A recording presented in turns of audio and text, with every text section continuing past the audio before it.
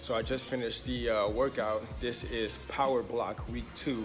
This is the day 2, the final day of the power session, and yeah, it was a good one. So right now, you know what I do it for. I always do it for the post-workout shakes. That's my favorite treat. So in order to get that reward, I gotta put the work in the gym, right? So right now, I'm about to go settle down and grab this shake, and yeah, get ready for the rest of my sessions of the day. So if you're ever in the Back Bay area, come check Links out.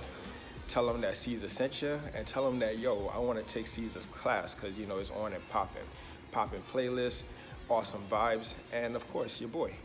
All right, so right now I'm just gonna go and yeah, get on with my day. All right, so stay tuned.